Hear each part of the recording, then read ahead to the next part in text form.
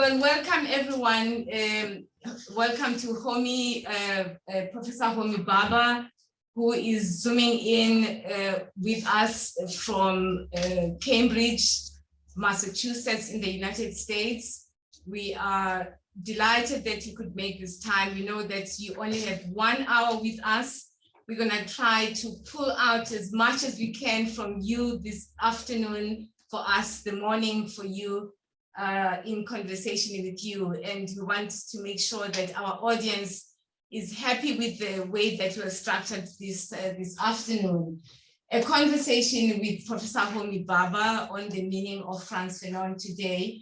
And we have asked you to be with us in conversation with the books that, with the text that Fanon has left for us, because of your approach to this work, the way that you draw out the dimensions of Fanon's work and weaving them into themes of contemporary post-colonial thinking, and just your comments over time, and including now, on race and the violence of racism and the relevance of Fanon.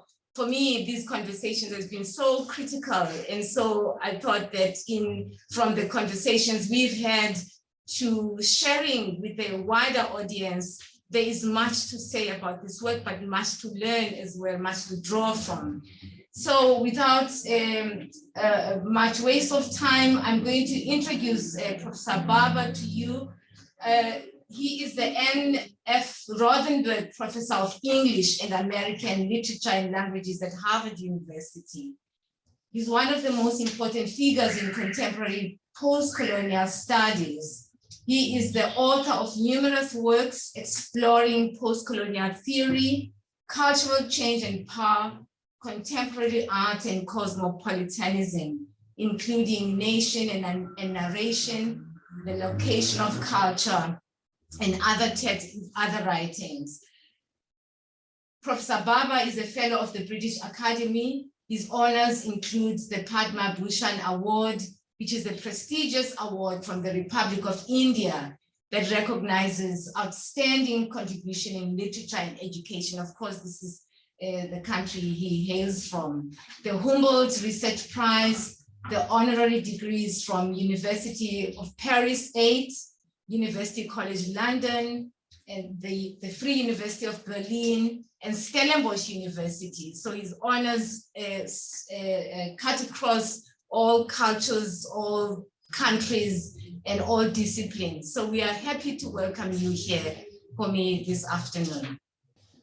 I'm absolutely delighted to be here, and it's always a pleasure to be in my dear friend, Professor Phumla's company, something I seek out, and I never lose an opportunity to be with her in conversation and in friendship and in comradeship whenever I can. So as you are all associated with her, I feel sure that we will have a productive conversation. And I want to thank you all for being here and for inviting me. Thank you, Homi. The conversation is with a wider audience. There's an audience here of our postgraduate students, postdoctoral fellows, our research staff members. The audience, the virtual audience are there as well. Now, I'm going to kick off by really just initial comments, initial remarks. Stephen Davis is great to lead us in this conversation because he is the convener of the reading group. And I will introduce Stephen briefly as follows to you all. Stephen is the postdoctoral fellow here at our center. His full name is Stephen Temitope Davids. He holds a PhD in literature from our university, Stellenbosch University, and a master's degree in African literature from the University of Ibadan. Stephen's research takes the Nigeria-Biafra civil war and its afterlife as a point of departure in examining the links that exist between nostalgia and political violence in African countries with emotionally charged histories. He is also interested in the marginal voices that come to the fore when grand narratives of violence are unsettled by paying attention to the ways in which axes of identity, such as gender, class, sexuality, race, and disability, intersect to generate distinct experiences of violence and trauma. Stephen has won grants and awards from funders such as the Harry Frank Guggenheim, Gerda Henkel, and the German Research Foundation, DAAD. So he will be presenting to us the framework for the reading groups that are part of the reason we are gathered today. Now, what interests me and our group, Homi, in this work on Fanon is how Fanon is really has been philosophical, taken a particular philosophical approach in the ethics of being human, what it means to be human. And these are questions that have exercised us quite greatly in South Africa when we think about the post-apartheid era where we are now, and witnessing so much violence in our country, and witnessing how the culture of ethno-nationalism has grown, not just in South Africa, in other countries as well. And these are some of the, if one might put it that way, the prophetic outlook that is presented in Fanon's work. And I wonder how you might open up your own thinking about, or rather your comments this afternoon for us to set the tone for us, just to give us a sense of how thinking about Fanon and his approach to the ethics of the human, what it means to be human, and how we see how that might apply to the way we see humanity playing out in our post-colonial, post-apartheid environments in our countries, including, in fact, your country, India, the cultures that develop, the cultures of violence, and how instead of the progress that was anticipated or that was hoped for, it's a kind of a descent into into violence. This is a very important question that relates not only to Fanon, but to our ideas about Fanon today. And as you put it, Pumla, the frameworks within which we live, where in many countries, probably not your own, which has its own problems, but in many countries we live in the shadow of these tyrannical ethno-nationalist populist leaders who are busy reinventing strategies and policies to persecute minorities at different scales and at different levels of intensity. You see this all over the world.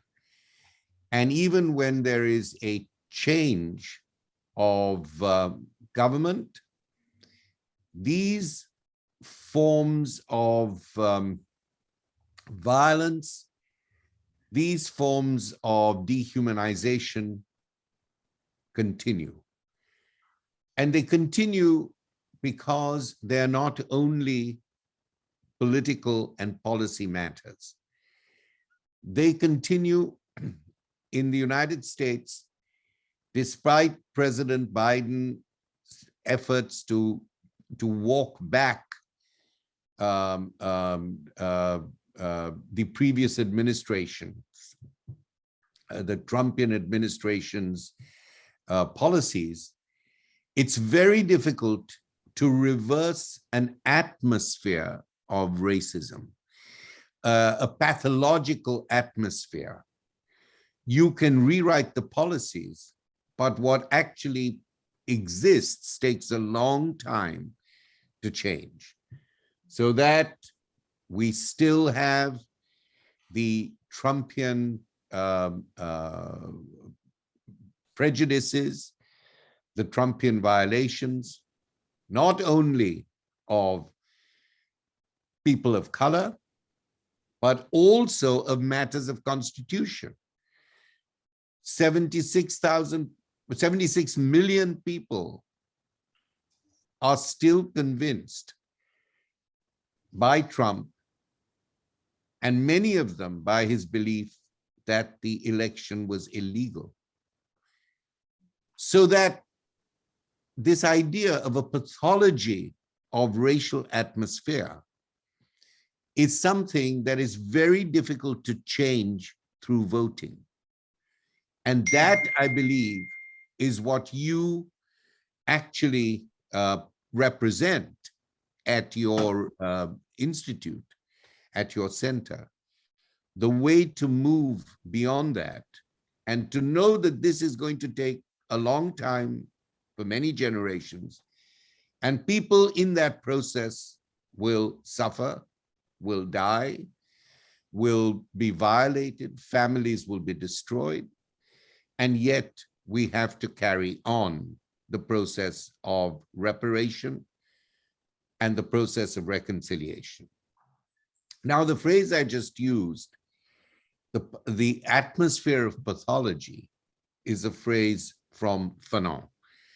I'm quoting it almost accurately, maybe not entirely accurately, but that was his approach to this problem of the denigration and the humiliation of the human, to understand it as a pathology, partly because he was not primarily a political scientist or a political philosopher.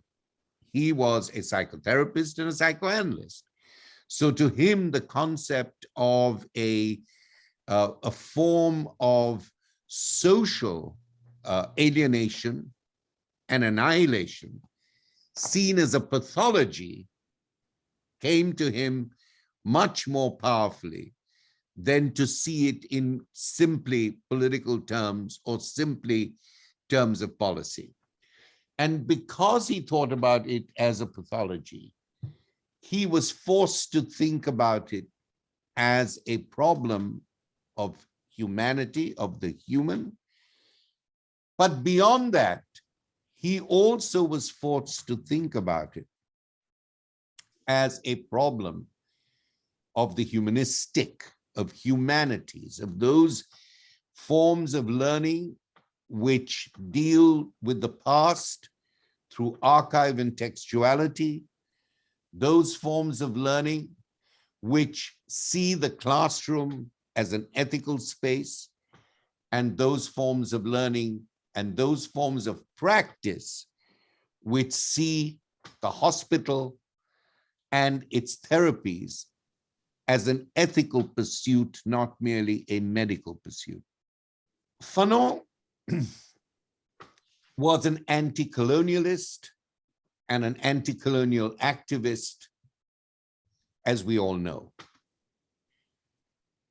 But Fanon, particularly in The Wretched of the Earth, looks beyond the moment of the colonial and the anti-colonial. He looks clearly at the problems of nationalism. Bourgeois post-colonial nationalism, which as he sees it, is hand in hand with inherited modes of colonial and capitalist violence. So for Fanon, the idea that somehow, today at midnight, you are named a nation, and tomorrow all will be wise and sweet, is not acceptable. He is a much more problematic thinker who deals with ambiguities of transition, not only of the utopias of social transition. He is a writer and a thinker who is aspirational, but he is also a writer and thinker who has inherited from the tradition of psychotherapy and psychoanalysis the concept of anxiety, the anxiety of our times, the anxiety of change, the anxiety of being in transition. And in that context, he has said something which I am working on at the moment. He says that unless nationalism is deepened, unless its forms of thinking are really in conversation with the diversity and the differences, not only of the nation itself, but of the region, unless there is this depth of ethical, moral, as well as psychological understanding, he says, unless nationalism turns quickly to humanism, that's his phrase, to humanism. He doesn't use the word socialism. He doesn't use the word communism. He says, unless nationalism is very quickly deepened into a humanism, then he says, government buildings and flags will not, the government buildings will not be erected for the people, and flags will not fly in the interests of the people. So this brings us to the notion not only of the human as a universal concept, with which I have some problems and happy to discuss them, but actually he talks about humanism. Now, what does he mean by it? He coins the phrase, the new humanism. But in my view, he does not actually provide us with a substantive account of what he considers the new humanism to be. Now, before going any further with Fanon, and I shall stop in a moment so that you can continue the conversation, please remember that the last posthumous book by Edward Said was also called Humanism and Democratic Criticism. So these writers, certainly of the progressive left, have left their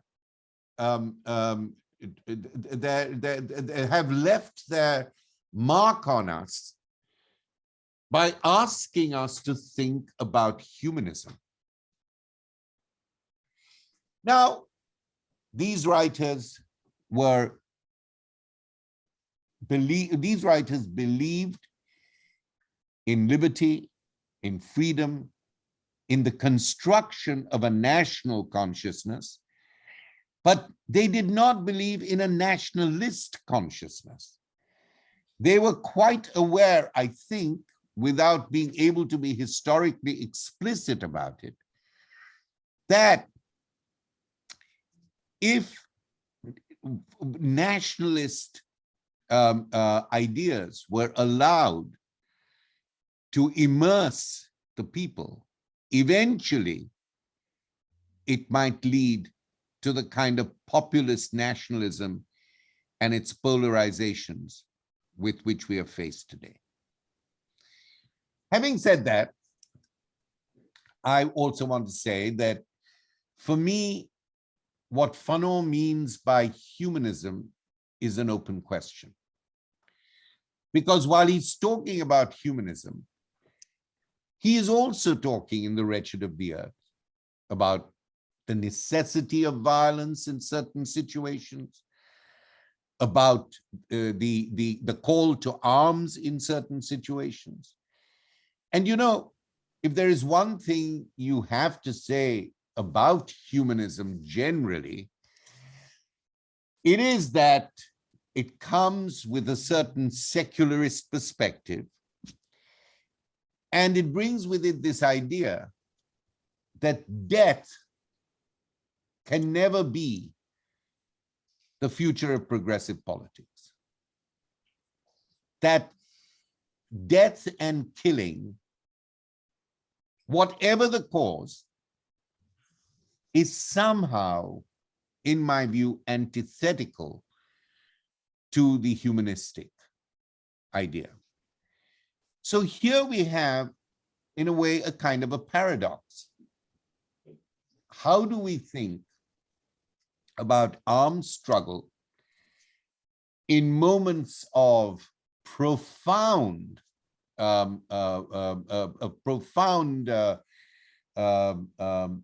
structures of inequality and profound structures of dehumanization imposed upon people, upon subaltern people, upon minorities? So on the one hand, we have to place armed struggle in that context, because these are people who are, by taking to arms, generally are grasping the weapons of the weak. Now, there is no question, and I think you know this in South Africa, we know this in Argentina, we know this in Chile, we know this from Northern Ireland, that cultures of violence in good causes actually can destroy the very communities for generations. So the issue is, you know, really, how do we understand humanism today? There are some problems here. First of all, the notion of the human as a universal value, enshrined in the Universal Declaration of Rights, enshrined in many constitutions, that notion of the human is often an aspirational notion. Nobody put it there because they didn't believe in it. They put it there because they believed in it. And they thought it was very important in the Universal Declaration of Rights. It's used there because the Universal Declaration is written fairly soon after the Second World War and the Holocaust. So the whole idea there is never to say never again. I mean, to be able to say this will not happen again. And if we know it happens again and again. So the notion of the universal human, if I might put it like that, is to me a great aspiration. But in actual political fact, again and again, international bodies of governance, national governments will say, you know, human rights don't suit our cultures, or human rights are corrupted by liberal ideas. So there will be a kind of contestation continuously. And it's a historical contestation of a universal term. The human might be universal, but what the human is, who in a particular cultural or historical or political moment is considered to be human or not, we know is continually shape-shifting. We can hold on to the notion of the human. We can applaud its universal tone. We can question its philosophical essentialist basis. All that is possible. But the most striking thing is that in very specific moments of historical conflict, even international civil society institutions can invoke the human, but they cannot use it to protect the human. I mean, look what is happening in the Ukraine today on the part of Putin. I won't say the Russians. I think this is very much driven by Putin or Putinism, which is a kind of ethno-nationalism. It's driven by him. Look what's happening. Who is human? And what is the value of the human in this grab for the Ukraine? And how much can we do about it?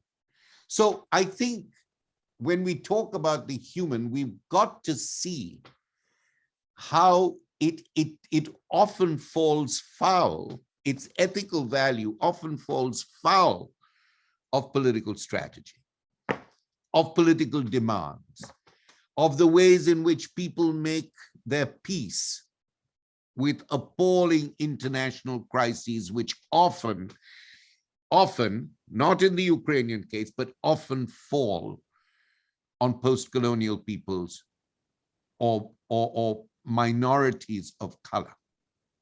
Not always, but often. So I begin to now think about the other side of it. So what might be the thoughts of humanism or the ideas on humanism that Fanon leaves us as part of his legacy? I'm only going to talk about one or two of them now, because I don't want to go into a banal kind of a banal reading of Fanon.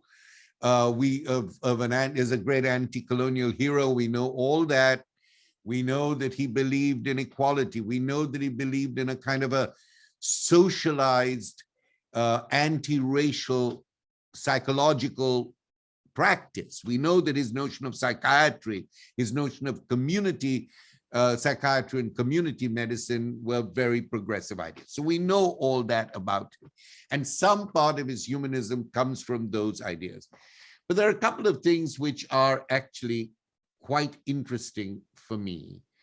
And on this, I might be in a minority or not. I don't know. First of all, if you think both about black skin, white masks, and you think about the end, the kind of poetic, political, evocative piece at the end of The Wretched of the Earth, which might be his most elusive but suggestive text on what humanism might be, you will see that he talks on behalf of the third world.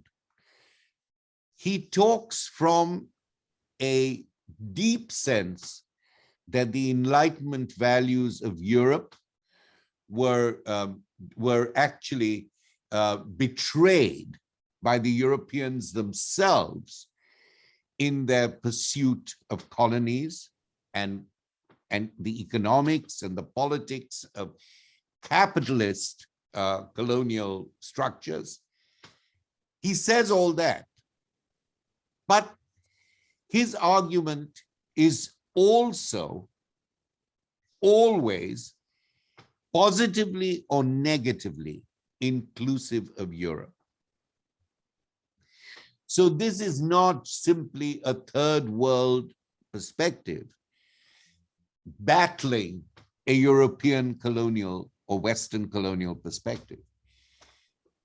There is a subtle moment here. And if you read the end of The Wretched of the Earth, you will find it, where he doesn't say Western or European ideas are all racist. He says some of the ideas of the Enlightenment and their values were perverted by the Europeans themselves. This is not simply an argument of third world rectitude versus first world vicissitude. He creates a humanistic space where certain ideas can be shared, even those that came out of the Western tradition, or those that came out of the African tradition or the Caribbean tradition. These are interstitial. They fall between peoples. And as being interstitial, in between, they hold together as values that might have originated in one place or another, that can be perverted by those who invented them. But the ideas themselves and the ideals themselves are not necessarily tainted by where they originated. So here, reading between the lines, reading in that interstitial space where these ideas actually transcend where they originated, creates in Fanon an internationalist and cosmopolitan perspective. Yes, the Europeans destroyed the very ideas that were valuable. There was a deep, I hate the word hypocrisy in politics because that is a very personal thing. It's not hypocrisy. People know exactly when they're violating principles. They know that they're violating principles and they live with them. So it's not hypocrisy, but he is aware, like Levinas is aware, that in certain respects, that Europe has belied, not lied, but belied the very beliefs it has suggested that it is based on. That doesn't allow Fanon, or doesn't make Fanon, as a humanist, throw the ideas out, the baby with the bathwater. He holds those ideas and he says quite explicitly, we have to now realize the best of this, the best ideas that we have about human flourishing and human equality. And we will take it and translate those that are not a part of our culture. We will take and translate from other cultures. And we will not always say, we will see that the racism of those cultures partly emerge out of their enlightened ideas. But we, as post-colonial peoples, can actually wrench them away from the racism and make them our own. That is why when Fanon was asked, should Radio Algérie, now only broadcast in the Algerian languages? And he said, not at all. I have learned French, I've inherited French, I've spoken French, I have to make it my own. This weekend on Saturday, and now I will stop, I was in conversation in New York with Salman Rushdie. We are doing 3 events across the United States where we talk about his work, my work, and current issues. And one of the things we both said was that a narrow linguistic nationalism, which should suggest that in India, where we have 200 languages, we should get rid of English. And people thought about this at times. It's not the national language, of course not. But people thought, why teach in English? Why speak in English? This is a colonial inheritance. And Salman and I actually agreed that if you have access to a language, which is even a language of power and a language of disempowerment, but it is an inheritance. I use it my way, in the words of Frank Sinatra.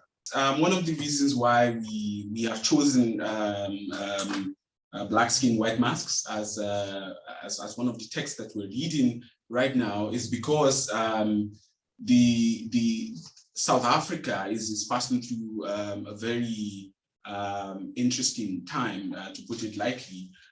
Immigrants are being buffeted on many sides by really disturbing nationalist movement. One of them is Dudula, which literally means to push out. And unfortunately, many of these movements are they are going back to apartheid playbook to harvest some of those political tools that were deployed then to police immigrants and to in quotes, know or identify immigrants. And unfortunately, on the other side, every time this particular movement, Dudula, has made any dangerous moves, the government also jumps on board behind them. Recently, there was a movement, an operation that was also launched by the government called Fiela, where immigrants were arrested like armed robbers, with SWAT-looking. And of course, interestingly, there's also a kind of nostalgia that comes out there.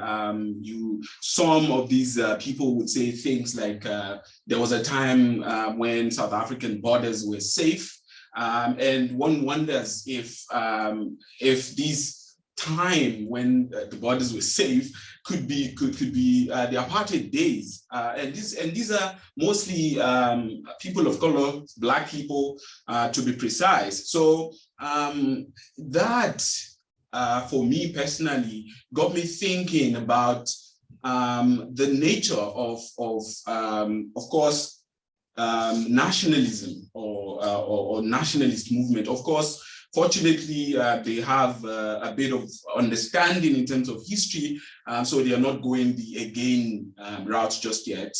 Make America great again. It's not. We're not there. We're not making South Africa great again just yet. But there are certain strands of such thinking that are starting to emerge. So.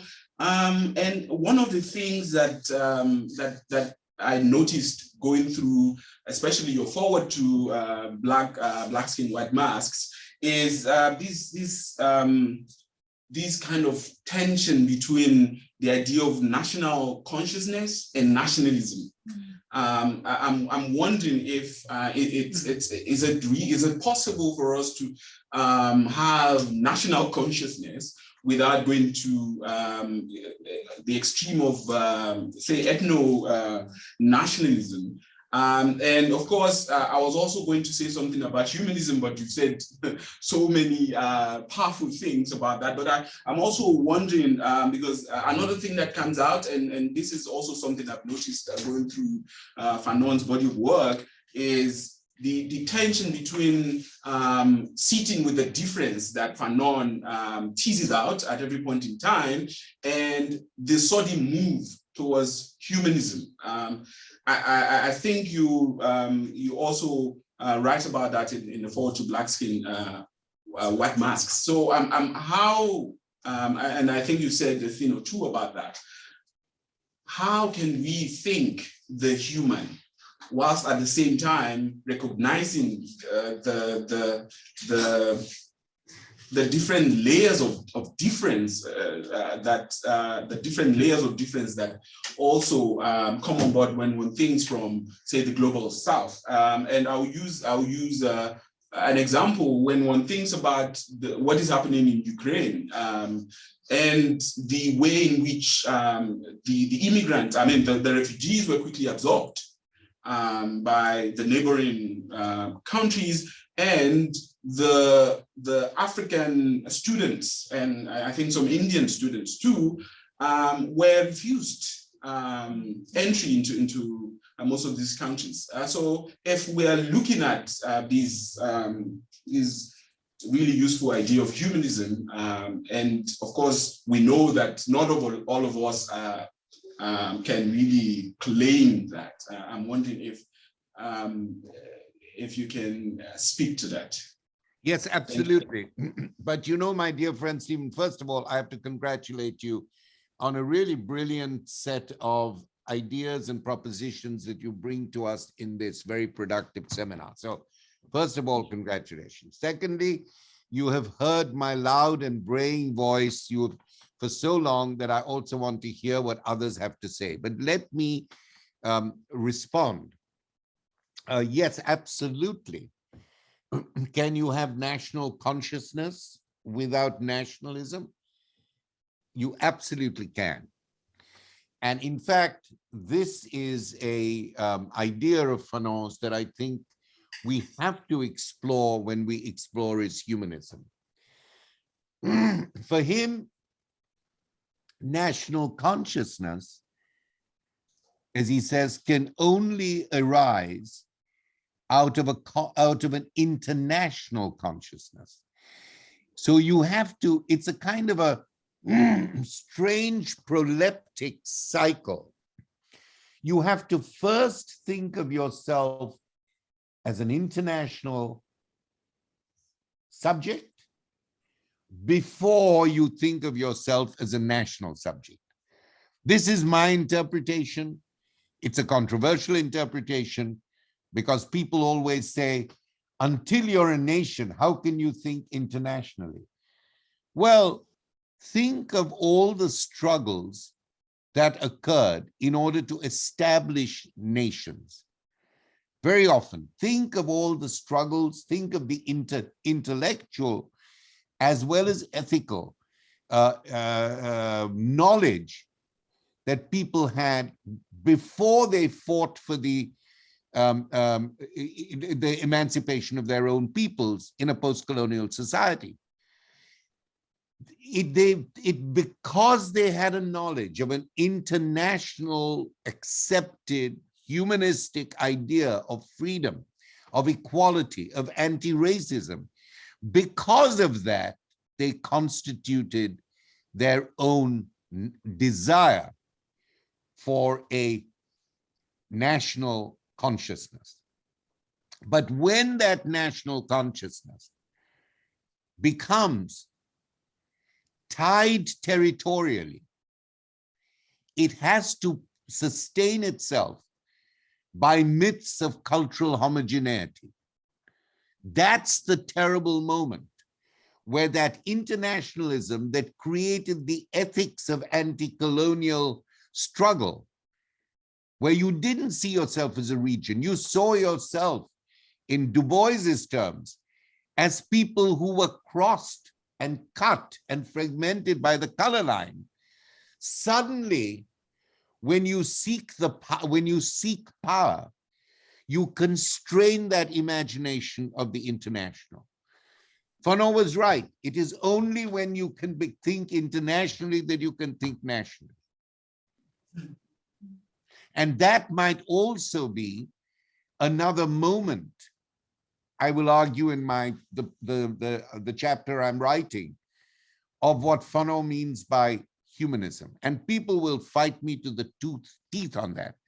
And I will still say that is the way of being able to think humanistically of a national consciousness internationally, interregionally, before you are able to think of a national consciousness. And you know, why is that so important? Because when you think like that and you think proleptically, you think that the internationalism comes back to create the nationalism, then you're able to see difference as part of the constitution of your national sovereignty. You see, this sense of proleptic thinking creates a kind of pluralism. And I'm not talking about a liberal pluralism. I'm talking about a progressive pluralism. If you first think internationally, then you can never think of your sovereignty as being a closed form of belonging policed by borders. You see what I'm saying? I think so in a kind of deconstructive reversal, what I call the proleptic notion, that somehow the internationalism comes back to create a much more diverse, a much more differentiated ethics of nationality, which does not take your territorial sovereignty and translate it into a hierarchy of cultural homogeneity.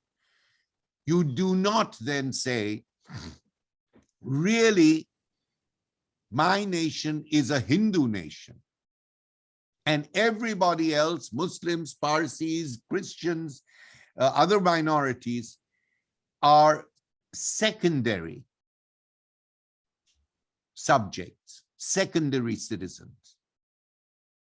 You cannot say that. You do not say that, because you use the diversity and the differences, whether they're gender differences, whether they're differences of sexuality, whether they're differences of race or culture or cuisine. You see that as the richness of your notion of the nation. You see it as the starting point of your international, you see it as a starting point of a network of solidarities.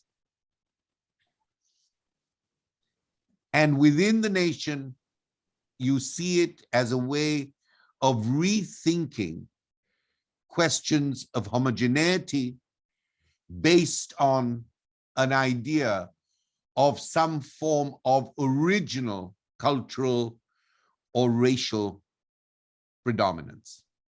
You know, Homi, there's such a strong, I'm going to open it to questions starting from here, but there's such a strong parallel with the notion of the word Ubuntu in my language. Now, it's drawn, you know what Ubuntu, I don't want to speak about Ubuntu necessarily, but the language, the word Ubuntu in my language, in African languages, Ubuntu, that word Ubuntu really means this idea, it sort of frames humanism in the context of plurality, the plurality you're talking about, or solidarity with others. That's to be that. If you are called, in my language, for instance, you say, when something does something terrible, you say, agangontu, you know, you didn't behave like a human. So you are excluded. But Ubuntu, you know, I'm not even talking about Ubuntu necessarily, which is drawn from that notion. Ubuntu is that plurality that connects the solidarity with the other. And it's something I think that we should think about also in our conversations about, you know, the meaning of connection to these cultural terms, the language, because that language actually connects so strongly with what you're saying about what humanism means. That solidarity with others, you know, the humanism without borders, you know, that you're not human only because you look like me, or you behave in a particular to be a human demands that you are in solidarity with the others. I find it so intriguing, but I'm going to open it now, starting here within the room, and Azil put her hand up first. And so Azil is a researcher in our research, postdoctoral researcher person, convener of the PhD program, and she had hand up. So there you go, the floor is yours, Azil. Professor Bhabha, thanks so much for those thoughts. It was so interesting, and I had other questions for you, but now I'm thinking I should pose the obvious one that you are expecting, or probably expecting, or that you probably get very often, but I'm really curious to hear what you think about it. So you're making the point that Fanon makes an argument at some point or at some level for that Europe has belied the values that it is supposedly based on. And that you're making a case for the fact that these values can somehow be redeemed today, and that they can do something better in the world than what they have done so far.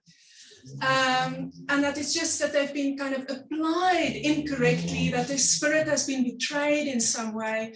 But in the tradition of feminist scholarship that I'm reading into, there's great suspicion just about,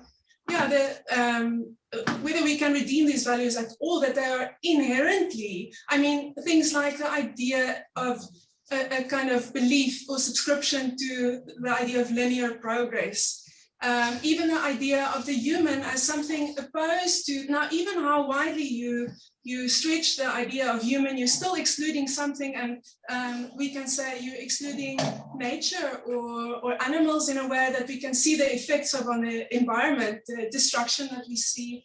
So just that, I think the problem, or a problem that feminism identifies, is the inherent binarity built into these Enlightenment values, and that the kind of the overcoming of the Manichaean order that Fanon is looking for, that we can find that somewhere else, that, I don't know, these Enlightenment values just can't really get us there, that it's stuck in a binary way of thinking that is inherently destructive or oppressive or exclusionary.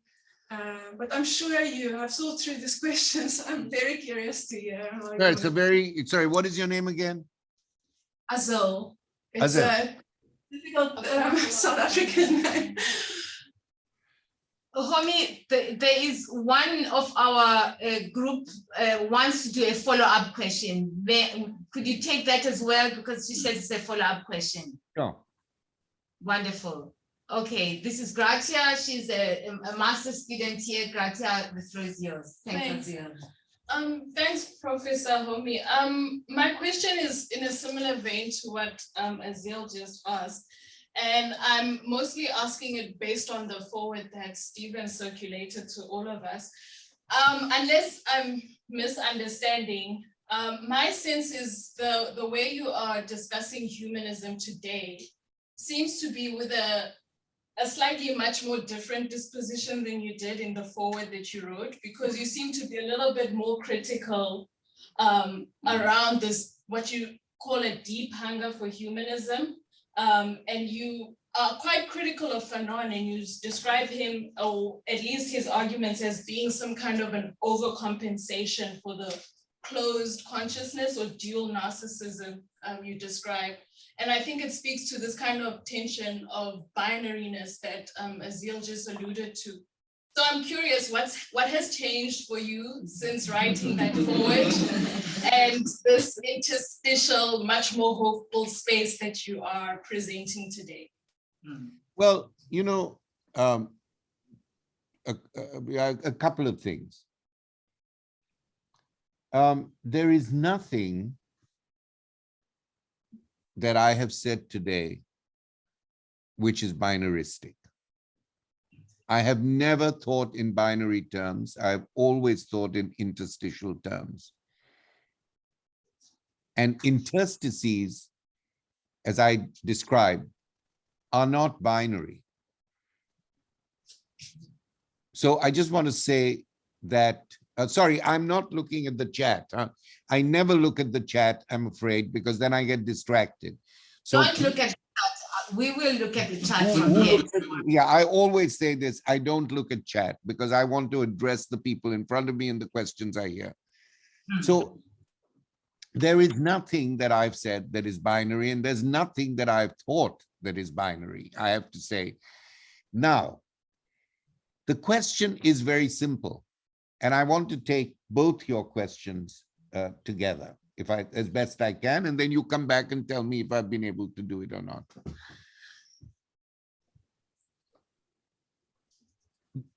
When I read a set of thoughts or proposals coming out of a particular culture, particularly as a post-colonial scholar, nobody tells me that I have to accept the whole notion or the whole set of context, say the Enlightenment. Nobody tells me that I have to buy the whole story.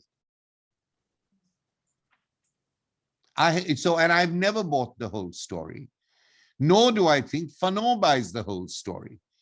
This is why Fanon says, if all you want to do is develop on European terms and take those Enlightenment ideas and make them better, and make Africa into North Africa, the Caribbean, the post-colonial world into a better version of the same, then don't ask me for it. I'm not going to talk to you about it. or sorry, he was not as rude as I am. What he said, but you know, I was using that metaphorically. Fanon says, this is not what I'm into. But what I'm into personally, and what I believe in my reading of Fanon is that he's into, is taking issues or taking principles that are useful and actually making them different, translating rather than transmission. I've always argued that, translation rather than transmission. Now, Azul, you talked about linear progress. Now, anybody who's read my work knows that I've always critiqued linear progress, right? I've always thought in interstitial terms. I've thought in terms of iterative terms. These are the terms in my own work, which is absolutely where I stand. But if I have changed, and sorry, give me your name again, my friend who just addressed me. Huh? Grazia. Grazia. Okay. But Grazia, if I have not changed anything I said in that situation. I'm repeating again that Fanon demands that we think of a new humanism, but in his own terms, he doesn't give us the terms how to think it. So I'm trying to rework and rethink what he might mean by a new humanism, just as what Edward Said might mean as humanism. So please don't misunderstand. I am not letting him off any more easily than I did in my preface. But what I have learned as I've gone on is that there are different modalities of time. There are different modalities of subject formation in different contexts. So let's think about something. Of course, in my own theoretical work, I have opposed the question of linearity.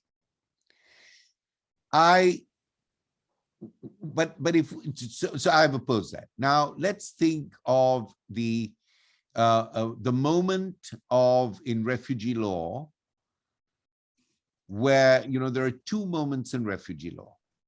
If you want to be considered to be a refugee, there are two things, at least two things legally that you have to do. One is you've got to cross an international boundary. All right? If you think of the Refugee Act 1951, you have to cross an international boundary to demand asylum. And two, you have to be able to represent, and this is what is so interesting, you have to be able to represent. There are certain conditions of demanding refugees, you know, religious persecution, sexual persecution, political persecution, etc., etc. We know that. But when you appear before the judge or the magistrate or whoever it is, or the officer, the demand is not only that you have personally experienced this. That's actually a very good thing, but that such things exist and you could have suffered that. But you also have to prove that in the future, you might be persecuted for the things that exist. So look at this. It's a very interesting notion of time and space. The notion of space is displacement. You have to move from across an international boundary.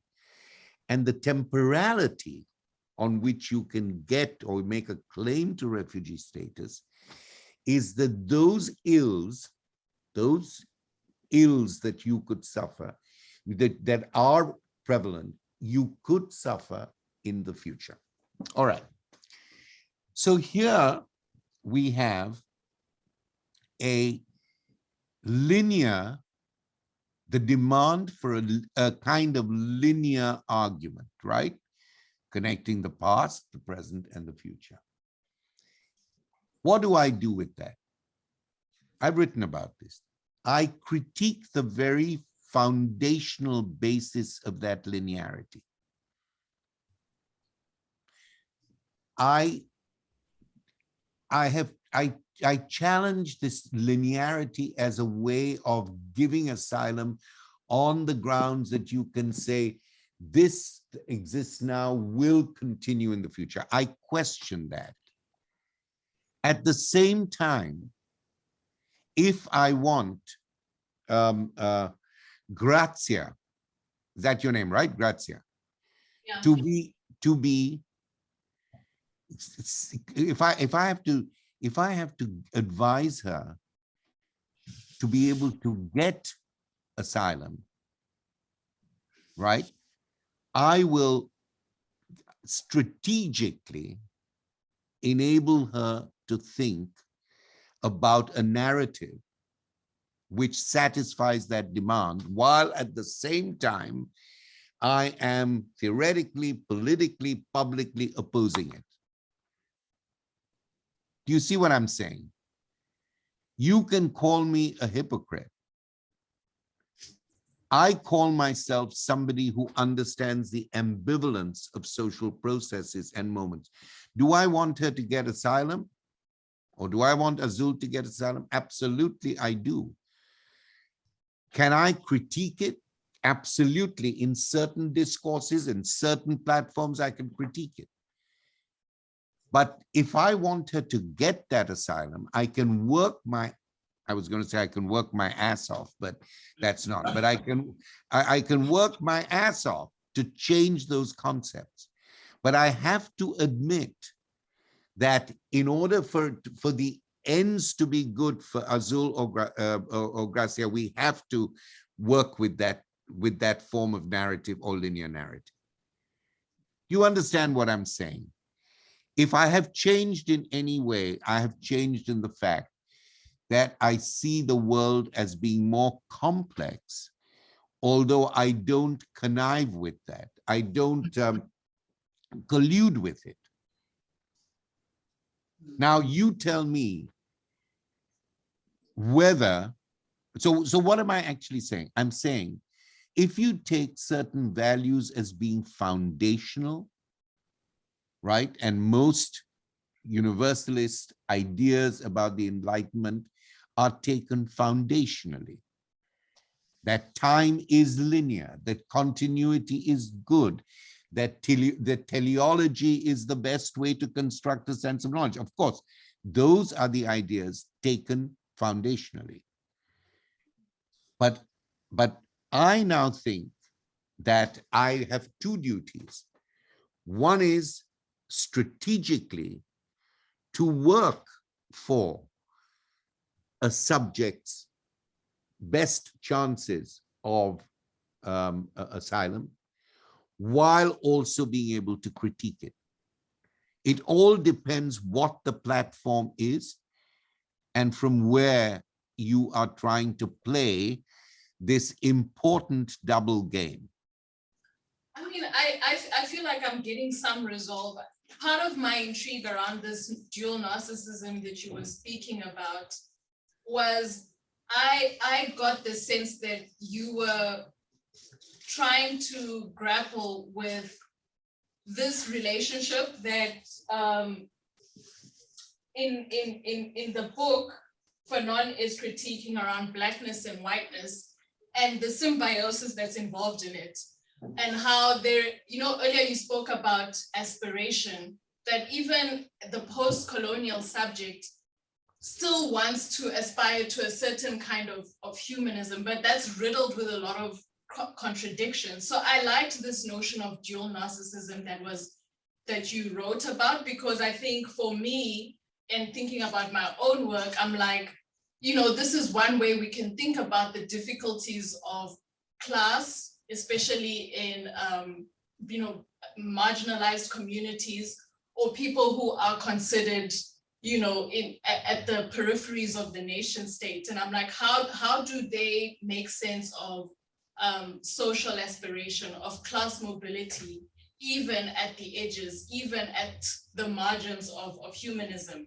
So when I was hearing you speak today, it sounded a little bit too more hopeful, and I didn't get the sharpness that your forward came with, where you were much more critical, and you were almost, very suspicious of Fanon's urgency towards humanism, where, like you rightly said, he didn't even provide an answer to it himself. He kind of left us to deal with that answer.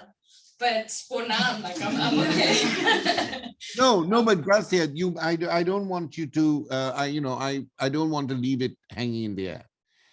Fanon is not only talking about blackness and whiteness. He's talking about black skin, white mask. Yeah. You get it? There's a huge difference in that. Black skin, white mask is exactly what I was talking about. The ambivalent, contradictory construction of blackness, if you like, or coloniality or post-coloniality. So it's not about whiteness and blackness. It's not simply about the relations between black people and white people. It's as much about the intersubjective relationality, which is why I use the word dual narcissism. You get it? It's to break that. So it's not just simply about black and white. It's about that contradiction. And that contradiction, I have to say, or I have to ask, is actually foundationally problematic. Functionally problematic in all the marginal subjectivities that you and I are interested in. Yeah. That is why I said, as a refugee, you have to both satisfy, if you want to get asylum, if you don't want it, if you want Assad to kill every Syrian, and you feel they should not have the right to asylum, if you feel that, because it's linear or whatever, then you go with that. I don't go with you. I think a human life has to be given the chance to realize itself with dignity and with equality. But that's why I gave you that example. Do I agree with that? I don't agree with that. Do I write against that? I do write against that. Do I speak against it? Of course I speak against it. But if you are being persecuted and you want asylum, and most people who are persecuted and want asylum, frankly, are either minorities who are being persecuted or victims of civil war or whatever, or what do you call it? Environmental refugees. People who are who claim refugee status because of environmental conditions. Sorry, what's the term for that? I'm using the wrong term.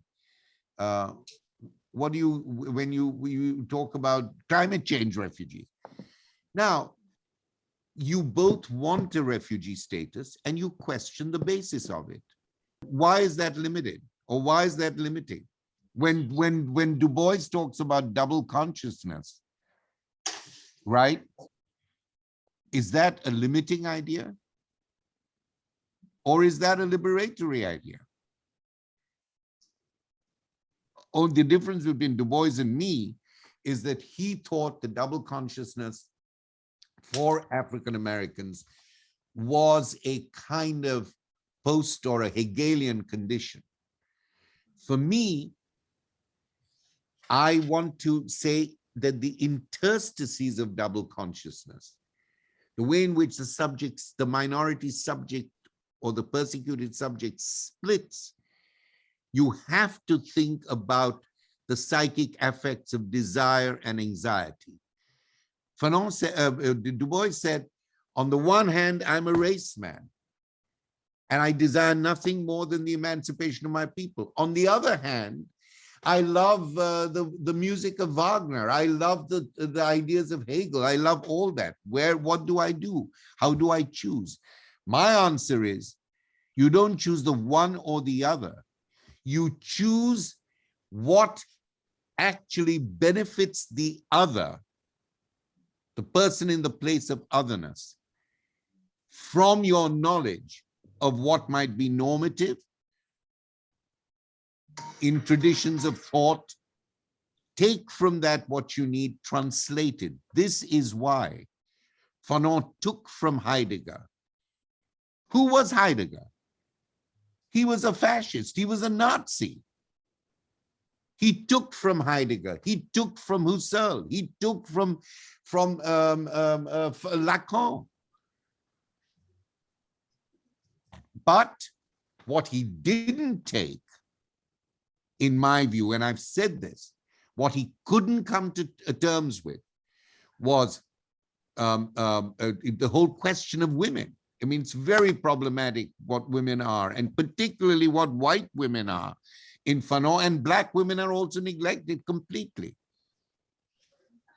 Now, do I drop Fanon for that? Or do I show the limits of that? And on the other hand, he could not deal with homosexuality, leave alone lesbianism. He couldn't deal with homosexuality. He thought homosexuals or queer people were weak, or they were effeminate, or whatever the hell he thought it was. Whatever he thought, it was wrong.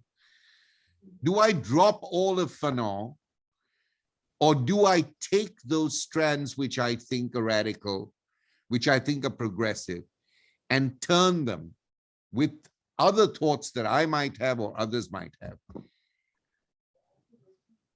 The imperfections of a work or the imperfections of the world give us a chance to think beyond our limits. Well said. You could well have been in our discussion group a few days ago with those last comments. Homi, there's just a flood of questions here. It's going to be very difficult to choose one. I'm going to read two, and then we see how we go. But Pumla, before you read them, I just want to know whether I have been able to put my case and not accept it to Azul and Garcia. You can open up a challenge. Let's put it that way. You have opened up a challenge, and you are back in August. We shall be piling up all the challenges back at you when you come here in August in person. So rest assured that you've opened up a powerful challenge for us, a very productive challenge for us. So, and that's a good thing. So I want you to leave knowing that we are in a good place with all of these responses. Thank you, because I'm a very nervous person. I know, that's why I'm responding in that way.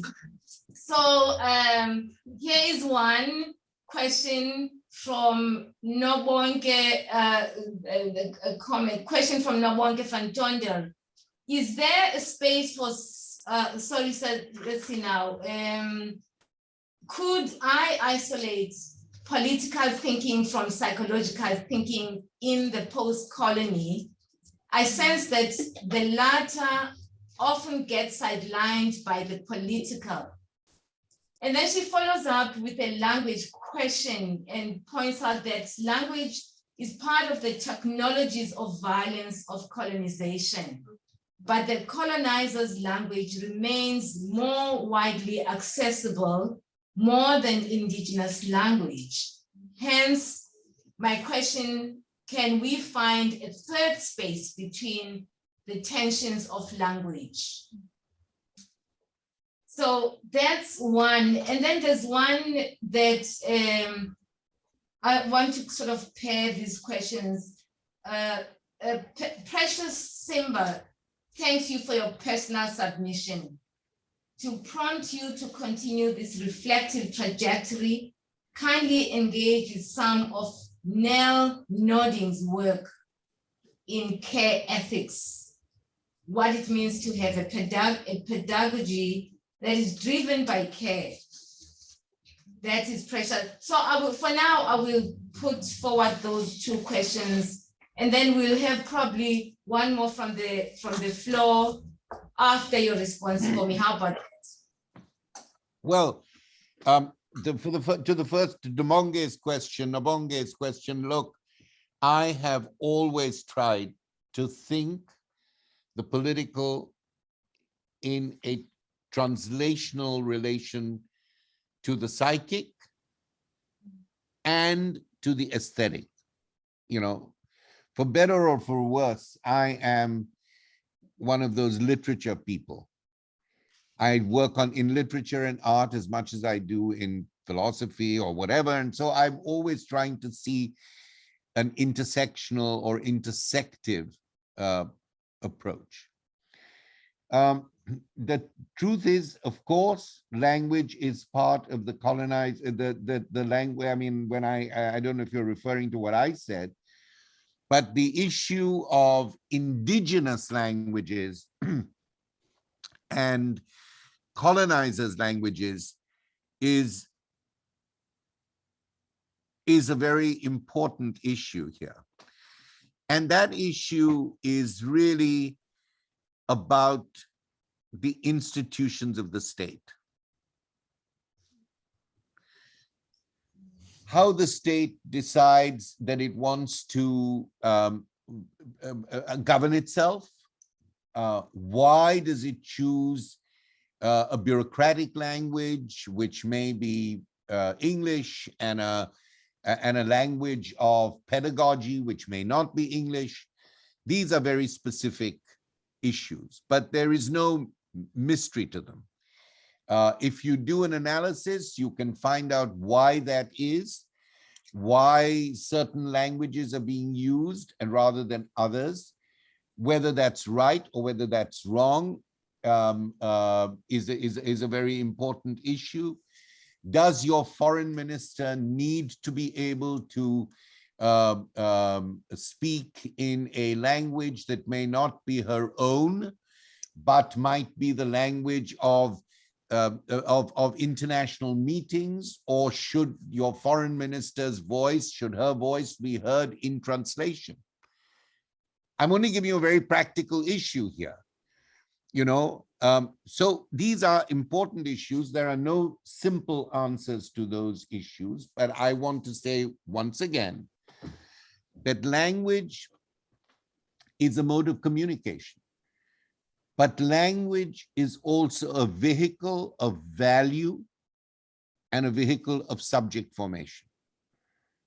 Therefore, I think that there are times, none of these are easy choices. Nothing I've said to you today is easy. It's not going to make you feel that you are a hero or a heroine of the revolution. None of what I've said to you, most of what I've said to you is, I believe, difficult, but important. And it's possible to think, to make the language that you feel most empowered in, even if it is the colonizer's language. This is the Fanonian idea, you may agree or disagree, to take that language and make it your own. That does not mean that you cannot feel empowered in other languages at the same time. I mean, look at Pumla. To talk about Ubuntu on the one hand, to translate the concept in relation to issues of solidarity, freedom, to use that as an intervention within the overall language of English which she was speaking. I just ask you to think about the moment we're in. So I do believe that there is an inherent power politics, there is absolutely no question, to do with the universal communicative power of English in particular. I mean, think in the 19th century, the language of international communication, of diplomatic discourse was French. Today, French, I mean, who speaks in French on the international stage? If you speak in French, you are always in translation. Maybe that's a good thing. Maybe to be able to communicate through translators makes you feel how precarious and how important the global world is. You know, when a week ago, I was in Italy because the University of Padova is now 800 years old. It's the University of Galileo's great call to the freedom of thinking. So they asked me to give a freedom lecture. And the first thing I do is to speak to my translator and then thank my translator even before I thank my hosts. So these are very important open questions, but there is no answer to them that is going to just make us feel good and on the right side now. Maybe that's one of the things I realize as I grow older, that I have to grapple every day with the problem. I cannot say, this is my belief, I'm very virtuous, I'm on the side of the good and not on the side of the bad, and I will just continue. No, I mean, I feel more and more that I have to keep rethinking, keep thinking afresh, grappling with myself. The notion, I don't know, I couldn't hear the name of the person who asked the question, and I couldn't hear the name of the critic you advised me to read, but I can certainly say that a pedagogy, I think about a pedagogy of care, and I also think about a pedagogy of hospitality. And one of the things I'm writing about at the moment is what would be a viable and progressive form of humanism. And to me, because I'm interested in minorities and I'm interested in that whole question of displacement, for me, hospitality has to be a very central issue in thinking about humanism, and hospitality not based on simply the philanthropy of the privileged towards the unprivileged. Absolutely not that notion of hospitality, but hospitality which makes the host aware of the contradictions in which he or she is caught up, and makes the host aware of how the host is to itself a stranger, and therefore to the foreigner a host. Sorry, that was a clumsy sentence, but I think you got what I meant. I hope you got what I meant. Ask me some more questions, please. Yeah, I'm processing what you're saying, and I'm thinking about the idea of the other, the idea of different ideas of difference, how you embrace difference within the self first in order. Is that how you would relate this idea of recognition of the other by recognizing the difference that is within, the internal, recognizing difference within? Sorry, I'm thinking, Pumla, let me tell you a small Fanonian story. In one of Fanon's writings, and you've read this piece of mine, which is called Psychiatry and Hospitality. But I think it's interesting in response to the question you asked, because the question really is, what is within and what is without, or what is outside, and whether recognition plays the two, the internal and the external, on the liminal border of the self or the community, which is my view, that it actually, the question of alterity, the question of liminality, confuses in a productive way what is inside and what is outside. So Fanon talks about the fact that when a foreigner or a stranger or a traveler arrives in the douar, arrives in another douar, which might be a village or a neighborhood, she or he is immediately welcomed by the people who belong to that neighborhood or that locality, because she or he, the stranger, the foreigner, they see as a Muslim. So they welcome the person. Then Fanon goes on, he doesn't provide much explanation, but he just tells the story. He says, so the foreigner is embraced, but at some point, he says, even if the foreigner is a brother or a sister, but coming just from one neighborhood or village or part of the region to another, there is always an anxiety around that person. Why? Because he says, even if the same language is spoken, even if the same faith is enjoined, there is always a sense that that sameness is open to alterity.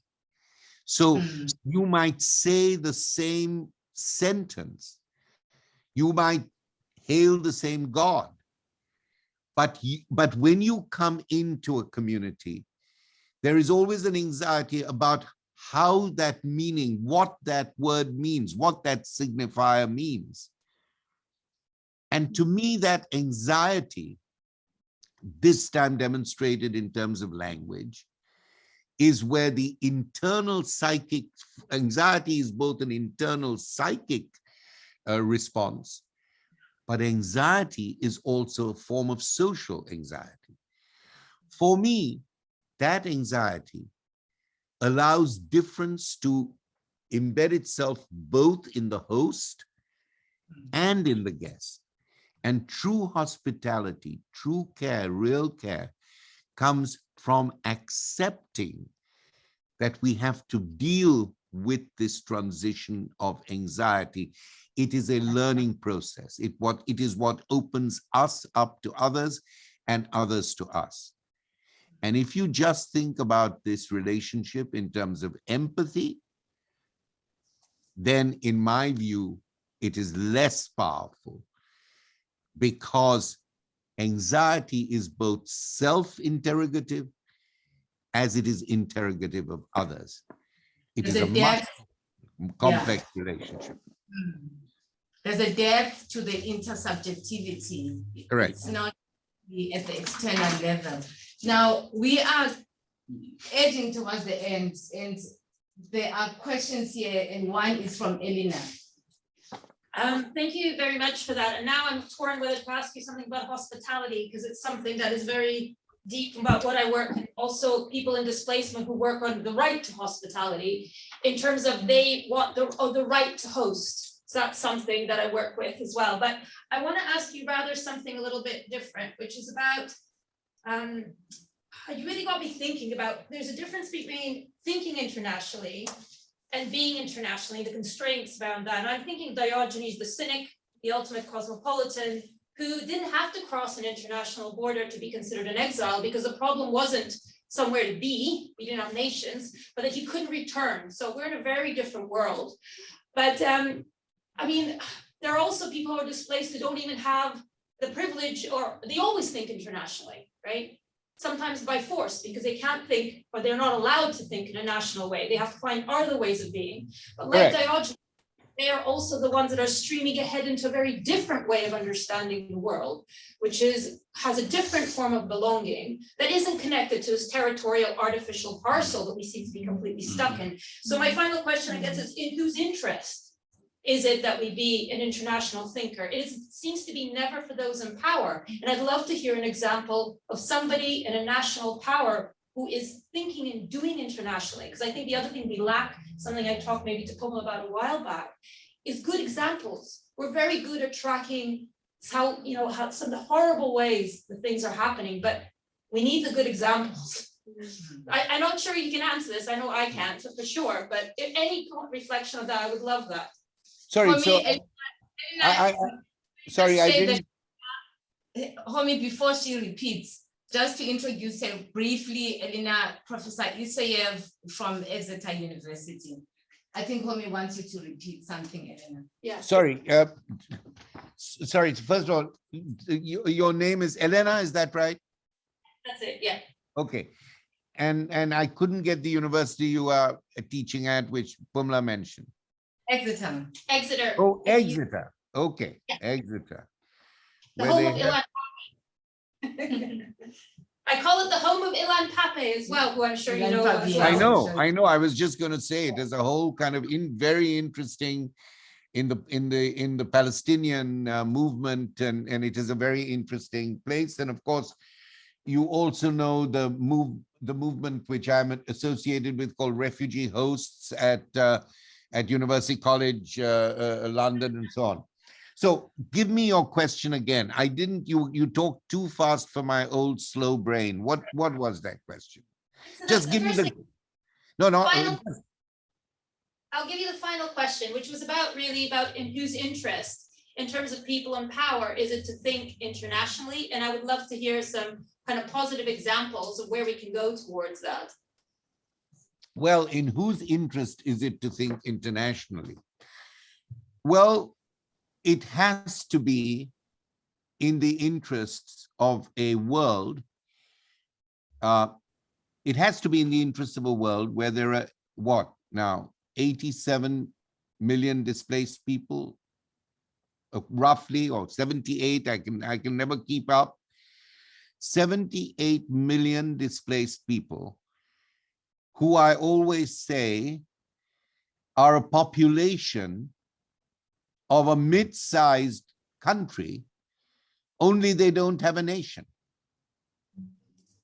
So it is in all our interests to think inter-nationally. So not to think in terms of the normative notion of the international, which is constituted by nations, but to think from the perspective of the interstitial, the minorities, the margins, to think internationally around this. I've written about what I call vernacular cosmopolitanism, not privileged cosmopolitanism. And that to me is to think about displacement and diaspora. So it seems to me that it is in everybody's interest, because those who you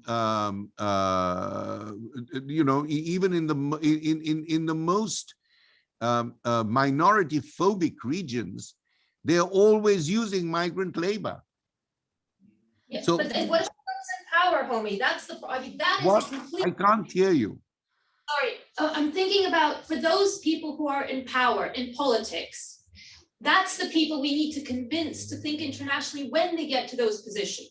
So, but at the moment, the way the system is, it's never in their interest to think internationally, because isn't the whole point of the political system to think nationally? So I'm just wondering if you have an example of a leader or those who managed to make it to power, who continue to use and apply an international way of thinking.